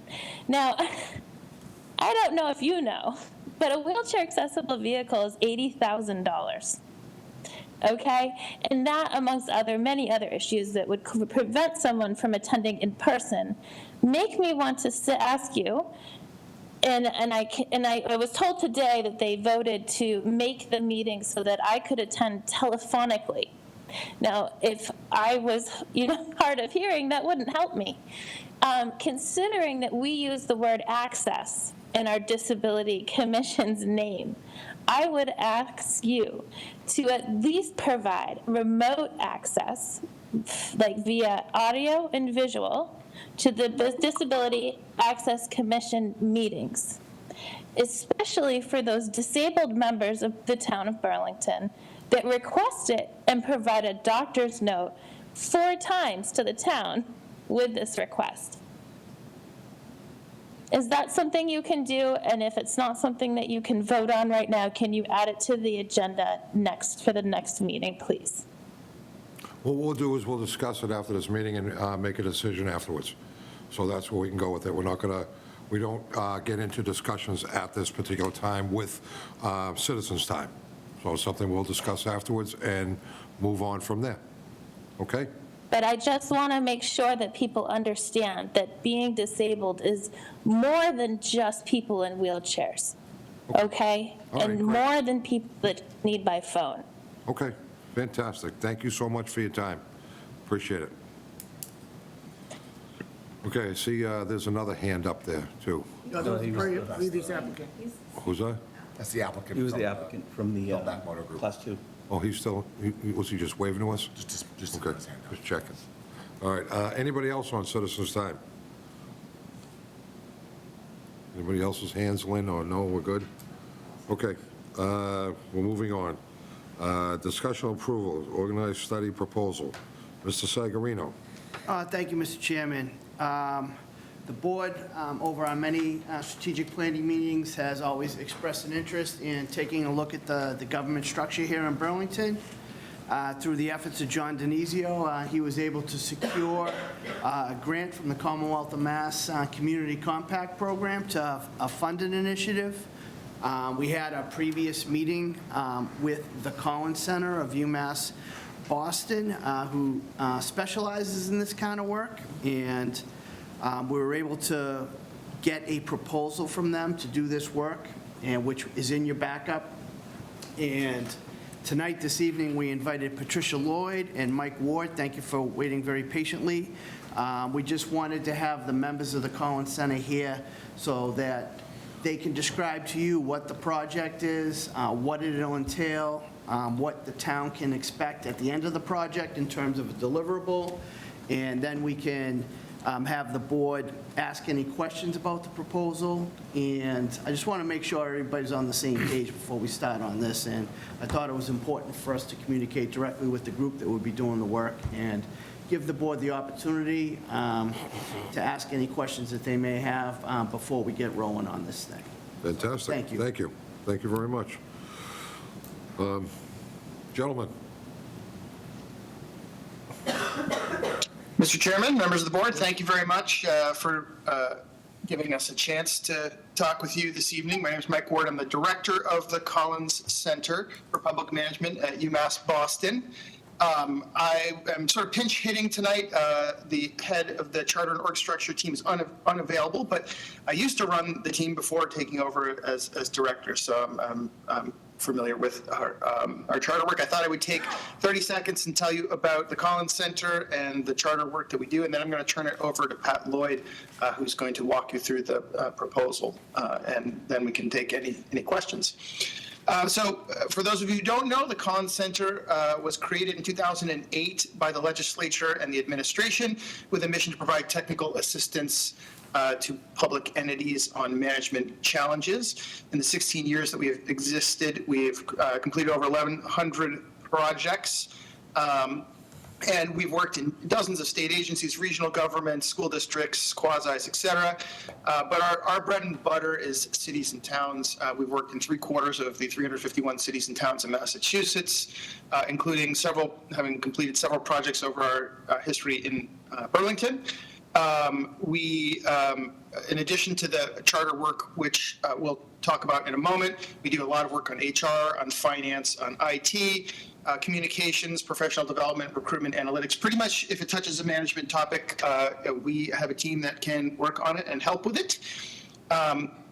As I said, I used to run the charter and org structure practice area It's a great team. We do a tremendous amount of charter and org structure work all across Massachusetts. We've probably worked on between 10 and 15% of the cities and towns' charters work, other org structure related projects. That includes all sizes, from the small towns to big cities, includes all forms of government, every county in the state. And we do everything from initial studies all the way through 10-year charter reviews and up to full charter drafting. So it's a great charter team, and I'm happy to, at this point, turn it over to Pat, who's going to tell you a little bit about the specifics of the proposal, and then we're happy to take any questions. So thank you for your time. Thank you so much for having us. I'm going to tell you a little bit about your current governance system and then walk you through the process that we've laid out in the proposal. Burlington currently operates under a patchwork of general laws, special acts, bylaws, and town meeting rules. The original authority for Burlington's representative town meeting was established by special act in 1970, with a town administrator position established in 1978. The special act that you do have in place outlines the legislative branch of local government and has been amended a few times over the years, including increasing the number of town meeting members, changing the name of the select board. However, the special act only outlines the legislative branch of government. The details of the executive branch are outlined in state law and local bylaws, including the duties of the town administrator and your elected boards and committees. A charter, which can be considered the constitution of a local government, is one single document that creates transparency and consistency. It's essentially an instruction manual for the town. Additional topics that are covered in a charter that are not in your special act at this time include administrative organization, financial procedures, elected boards and committees, and your election processes. The process, the town has talked to the Collins Center to facilitate a comprehensive study of the town's governance and to help with the drafting of a charter, to codify the town meeting form of government and incorporate some best practices. The process is as follows. First, the select board and town administrator would approve a charge for a charter or for a form of government committee. The charge would be posted, and you'd recruit for committee members. Next, once formed, the committee is generally going to meet about twice a month for 12 to 18 months. The committee's work will be to study the organization of the town's government, to solicit public input, and to make some recommendations as to any changes that might be required. The committee will then produce a draft of a full charter or a more limited special act, if that's the approach the committee decides to take, in order to make recommendations to the select board. The Collins Center, under the contract, would attend up to 15 meetings, and we also meet with the chair in between meetings. We support the committee with memos and drafting assistance, and answer any questions and gather any materials that the committee would need during its deliberations. The select board would then review any recommendations, make any necessary changes, and pass on a draft charter or special act to town meeting.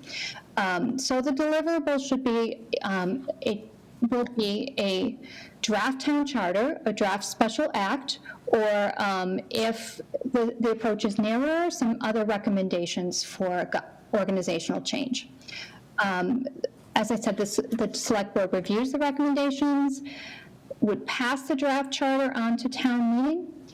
If it passes, then the document does go to the legislature for approval, and if approved by the legislature, usually it will then go back to the town for a townwide vote before adoption. So, in particular, for your town, there are some areas of focus that the committee may wish to hone in on. In 2019, the state DOR's Division of Local Services issued a report that recommended adopting a charter that clearly defines the government structure and documents the elected positions, boards, and committees. This report also recommended strengthening the town administrator's position to ensure coordinated financial management and oversight. There have already been some administrative organizational changes since the 2019 report, and the committee can look into any additional changes that are needed. The committee will also be taking an overall look at all areas of government in order to codify the current structure and highlight any areas where some new challenges might require a new structure. So what we would really like to hear from you while we're here today are if there are, one, if you have any questions on our proposal, and two, are there any specific issues that you would really like us to focus on? Any challenges that the town is facing that you would like us to particularly take a look at and, gather some information and walk through the committee in order to solve these challenges? All set? Okay. Yep. Stopped. All right, questions from the board. Michael, we'll start with you. Thank you, Mr. Chairman. And thank you both for being here tonight and explaining what the proposal is about. I'm very excited about this and something that I've been pushing for. I think anything we can do to take a look at our town government to see what we do well and codify that, and also what we don't do well and where we can improve things, not only for all of our residents, but for our town employees as well, I think is a good thing. I think there are some parts in our government that we may have some overlap, and I'd like to look at those things, and there are other things that we do very well. But I'm excited for the Collins Center's involvement and in full support of this, and look forward to the process. Thank you, Mr. Chairman. Thank you. Nick? Thank you, Mr. Chairman. I have questions, excuse me, I don't have questions, I have comments. As Patricia knows, because she got to spend some time with Mike and I and Paul a month and a half, 2 months ago, having this discussion, her and Anthony from Collins Center were gracious with their time. This conversation's been happening for 7 years, if not longer, in the community. What? Longer. Longer, yeah. We've kind of kicked the can as a board since I've been on it, and not kick the can as an ignore it, but just, not really sure where to start. It's a very big thing to tackle, and so when Paul and John said that they, were able to secure some funds to take a look at this, I think this is a prime opportunity for us to involve the Collins Center, and bring in their, not only, their expertise, but, to have a third party, be part of the conversation. And I think, what was really important to take away, I think, from this conversation, and Patricia, to steal kind of what you said earlier, is that right now what we have is a patchwork. We've just kind of been amending things as we go, and I think this is a great opportunity for us to stop and codify, what currently does work and how things do function, while also taking the opportunity to be reflective and look at any adjustments that we may want to make. Any good, structure, any good product, at the end of the day, any good organization has guidelines, instructions, manuals. Those things are created, and then they are revised, updated, amended, improved upon, and, from what we can tell, that hasn't been done. And I think that there's an opportunity for us to take this step back and, bring together, community members and the Collins Center to do just that in this framework. I'm in full support of this. I'm happy to do whatever is necessary to help educate the community around the process and what it all entails. And Patricia, to answer your question directly, I think two things that I would say that we are challenged with is one, communication. We did the study with you guys a couple of years ago. I think that communication continues to be a pain point when it comes to, talking to each other and talking to residents. and hearing from residents, and making sure that there's an easy, open line in today's day and age.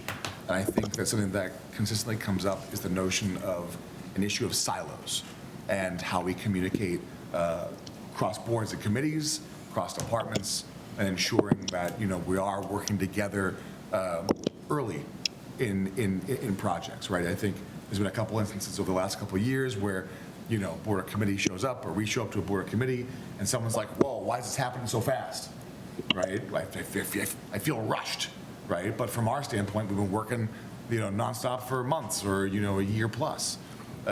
So, I think finding ways to increase those things, or finding ways to raise them to, make them front and center in our mind's eye as we move forward would be really beneficial. But that's all for now. Thank you, Mr. Chairman. Thank you. Jimmy? Thank you, Mr. Chairman. I think you're going to notice a little bit of a common theme tonight, because I also wrote down overlap and duplication in parts of our town government. So that seems to be a topic on all of our minds, at least the ones who have spoken so far. I mentioned earlier, our zoning over at the mall was 60 years old and needed to be looked at, and our charter is approaching 55 years old. So maybe that's a good time to have it looked at as well. So thank you for assisting with this, and I'm looking forward to everything you guys do with the committee. Thank you. Sarah? Thank you, Mr. Chair, and yeah, I'm just going to echo what everybody else said, because that's pretty much what I had on my list as well. Thank you, Michael and Patricia, for coming and for putting this together. I'm very excited to see this through. My two pain points were the exact same ones that Dick said, which were communications and the fact that the structure of our government is very siloed. There's sort of a lack of unified structure or unity across our town government, which can, present problems and complexities that are unnecessary. And I just hope that, at the end of this, we come with some solutions, some things that we can actually implement to make things better, more structured, more unified, and bring things forward. This is a long time coming. I did have one question for you all, as folks who have been through this process. This is going to be very new for us, so we're kind of learning. In terms of the committee or the subcommittee that will be formed, how many members are typically in a committee like that that you've seen? So, I'll ask Mike as well, but typically it's anywhere from 7 to 9 or 11. And what you're really looking for is a broad, base of your community. Find people from both who have some experience in local government and people who might not have experience but might be able to bring to the table another perspective. Anything above 11, I would say, might get a little bit unwieldy. If you're depending on how many people you are able to find and who are interested in being involved, 5 or 7 would probably be the lowest number that you would want to go to. Okay, and do you have any ideas on outreach and how we can find those people? It can be tough to find people to. I don't think we're going to get to 11. We can put that fear aside. So I don't know if you have any thoughts on outreach. This stems back to the sort of communication difficulties that we've had. We don't really have a common town Facebook page. We don't really have a central communication method. So I don't know if you had any tips as to outreach for a subcommittee like that. Absolutely, and we can certainly work with your town administrator as well to develop a plan for outreach. We have seen things be successful, and Mike may have some additional things, but one new avenue I've seen recently is a reverse, 911, a communication call to residents announcing the committee and seeing if anyone wants to be on it. You can also use some of your school platforms to involve, parents of your school system who might be involved, send things out through your boards and committees, and we can certainly work with you on developing some sort of an outreach for these committees. I'll build on a couple of pieces of that. I agree with everything just said. I think, first of all, the number 7, 9, 11 are so if 11's out, I think your 7 or 9 are where you probably want to be. Below that gets a little, you don't have enough voices, and above that gets unwieldy. I absolutely think it's important to get that balance of perspectives across whatever variables there are in town, whether that's geographic, political, new resident, old resident, all as many different sort of, perspectives, provide with the one sort of asterisk, provided that the people who bring those perspectives are people with a compromising approach to things. So, you want people who bring the perspectives, but are also willing to listen. And then the one other really important thing I always tell boards that are about to or in the process of creating committees is the importance of the chair. Having a chair who has experience on boards and committees, preferably experience as a chair, someone who's good at reading the room, someone who's good at keeping the discussions on track when they will inevitably veer off at times, someone who's good at sort of heading off potential conflict. Very, very important to help the process along. So really thinking through whether the board chooses the chair itself or whether the board selects the committee with the idea that there are a couple individuals that you think might be good and kind of nudge, or just that's obviously up to you. But really important to get that person who's going to keep things on track. Great, thank you both. I don't have anything else to add other than just I'm really looking forward to this, and anything that I can help move this project along, I'm willing. Thank you, Mr. Chair. Welcome. Okay, I think everything's been answered. I don't have any questions because a couple people actually asked them for me, so I'm all set. We need a vote on this, right? Yep. Discussion and approval. So I'll make a motion, we approve the scope of the study as presented by the Collins Center. For Okay. Town government study, our organizational study. Second. motion made second. All in favor? Aye. Opposed, abstained, 500. Fantastic. Thank you very much. Thank you. Thank you for your time. Thank you very much. You as Have a good well. night. Thank you. Happy holidays. You too. Okay, approval, license and renewals. Question for the board. If I go through this list and read each one separately, if you want to hold it, we can hold it and then ask about it afterwards, or would you like to just vote on it all at once? Mr. Sagarino. Yeah, thank you, Mr. Chairman. We would actually have 2 different batches to vote, one of which is all the licenses where all of the paperwork is in order. Okay. And then we have a very small group of 2 entities on liquor licenses that are just awaiting one final step in the process, and we'll ask you to vote them separate to approve condition upon receiving their inspection. Okay. But in terms of questions, I think it may make sense to just ask any questions up front, and then maybe we can vote all of the license as submitted. Okay. Lynn was kind enough to give you guys a different format this year, so a Yes, little she bit did. less confusing to look at. Nope. And, hopefully, You just don't realize we have that much in town. When you look at it, like, my God, there's a lot. So let me just start. I'll start with Jimmy. Any I questions? have one question. Okay. Alcohol licenses. Okay. Birdie Bar that we approved earlier. It hasn't been approved from the state yet. Okay, so they don't need an approval. Right. Okay, that's all. That was the only question. Nick, any questions? My only question is, we've had a couple liquor licenses in the past with some issue. Have we had any recent issues? Everybody looking okay? No issues that I'm aware of. Okay. All right. That's all. Thank you. Michael? No questions, Mr. No Chairman. questions. Sarah? No question. No questions. If there was questions about the issue things, they would have to come in front of us. That's right. So they'd have to come in front of us to do whatever. So we've been very fortunate in town with that side of it, so knock on wood. So, Paul, would you like me to just ask a vote for everything except for the two that you're going to tell us about or not tell us about?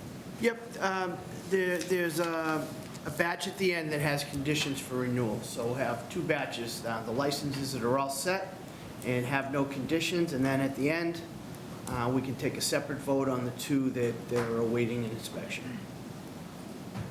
I just didn't go far enough tonight, did I? There we go. All right, so I'll take a motion to accept everything but the last two on the, as written to us. Mr. Chairman, I'll make a motion to approve all of the annual license renewals with completed applications. Second. Okay. Motion made second. All in favor? Aye. Aye. Mr. Chairman, I'll also make a motion contingent on completion of the applications for the last two liquor licenses for approval as soon as they're completed. I do have a question about that. Paul, when do they expect these two that are on here to be, it's a good question. Do we need to, That's the problem. That's why we put them up for here. So they failed their inspection from the building department. okay. We've been in contact with them. They're insisting that the building department will contact them to make a new appointment. We have tried desperately to explain to them, that's not how it works. They have to contact the building department. Okay. Can I ask a question on that as well? I'm sorry, yes, go ahead. So these two were previously given a liquor license. This is a renewal. Right. They failed their It's an building. annual inspection. They do Okay. an annual inspection with fire and building. They failed the building inspection. Okay, so while they're in limbo, what happens? They're with their okay service? until the 31st. If they don't renew by the 31st, we're to issue them a letter that tells them they can stay open without serving alcohol. And so our vote tonight would be contingent upon. Correct, by the 31st. Okay, everyone all set? Any more questions on this one? I'll make a motion that we conditionally approve Seasons 52 and Shake Shack liquor license if pending a successful inspection, December 31st, 2024. Does that make sense, Lynn? Yep, okay. All right. So motion's made and Seconded. seconded. All those in favor? Aye. Opposed, abstained, 500. Beautiful. January town meeting warrant articles. Here we go. Paul? Thank you, Mr. Chairman. This is we're in preparation for the January town meeting. We wanted the board to vote to add these articles that we've received to create the warrant. And, John, are we expecting any additions, subtractions to these? Nope, there shouldn't be any additions or subtractions. However, there are a couple that may not be voted on. We will come back at the first meeting in January and ask for the board's approval or to take a position on the ones that we normally do, which would be the financial articles, so maybe all but one. The board has already taken a position on the first four, Articles 2 to 5. So as usual, if anyone on the board has one that they should think the board might want to take a position on, just reach out to the chairman. Thank you. Any questions on this? Okay. Just one question on financial article 11. Authorized 5-year, is it contact or contract? Contract. Okay, that just needs to be, Yep. Yeah, I think it's fixed on okay. official one. And then where it says general articles continued? Yeah, it's been deleted. Okay. We gave that. It's like a before the placeholder? deadline. Okay. We don't need to include that because there's nothing there? No, it'll be on the one that goes to print. We'll have that on. It's just that we have to send it to you. The deadline was Friday. We have to get the backup ready before Friday, so just in case anything came in. Okay. That's all. Thank you. That's it? Anybody else? I had the same one as Sarah. I thought it's because we speak Boston, we didn't put an R in there. That R will come out somewhere else. Yes, sir. Number 18, the animal control officer. What's that one for? So we could go over to the next meeting, but at the high level, that bylaw has to do with the animal control position and department as a whole. We haven't really run it that way, so it's just sort of update that from how many years ago it did. And one of the pieces of it in there says that the person needs to be a resident, which our new animal control officer isn't a resident. So if we do update the bylaw, no problem. If we don't, then we may have to appoint the chief as what is called the animal control officer, not the position, not the union position. Oh, I see. Control officer, but the town's. Yeah. I got you. Yeah. Okay. That's all. Thank you, Mr. Chairman. Oh. Mike, anything? Mr. Chairman, I'm set. Okay. So at this point, need an approval. Mr. Chairman, I'll make a motion that we approve the January town meeting warrant index as presented. Second. Motion made and seconded. All in favor? Aye. 500. Subcommittee reports. Let's start with Jimmy because he said he didn't have anything. Well, I didn't, I said I don't have a fire department. Oh, that's right. Sorry. But real quickly, what was known as the Sculpture Park Committee, they have changed their name to Public Arts Committee. We'll be meeting tomorrow morning at 8 a.m. So the Sculpture Park Committee is now officially known as the Public Arts Committee, because they want to take a holistic approach to arts and culture around in the town of Burlington. That's all I have. Thank you. Nick? Thank you, Mr. Chairman. I actually don't think I have anything. Mike? Say, you wish it was that easy. You wish. No, I actually just want to wish everyone a happy holiday season. This is our last chance before we break for the remainder of the year. Wish all you guys a happy holiday season, obviously. Can't believe it's going to be 2025 in a few weeks. Pretty surreal, in my opinion. But in any case, I appreciate the work of our office staff and this board. I look forward to continuing that on in 2025. So here's to a new year. Thank you, sir. Michael? Thank you, Mr. Chairman. I'll echo Nick's sentiments about the holidays. Wish everyone a happy holiday season. Also, we got word today that it's Sydney's last night with BCAT, so we want to thank Sydney for all of her efforts and wish her the best of luck in her future endeavor. Thank you, Sydney. Thank you, Mr. Chairman. If you stuck around for another 12 years, we would have got you a rocking chair. Sarah? I have nothing. I was going to say the same thing. Happy holidays, everyone, and best of luck to Sydney. You will be missed. Okay, so, Chairman's report. I never really say anything, but I do want to wish everybody a happy holiday. They're coming upon us very fast, like they do every year, from everyone tells me, but it's the same date every year, so I don't understand how it's that fast. Thank you so much, Sydney, for being here and taking all of the notes and putting our names in the paper left and right and wherever else we do, whether it's right, wrong, or indifferent. You're always honest about things, and I wish you the best of luck in your next endeavor in life. So I just want to say thank you so much. All right, if you want to walk the forest, it's right up the street.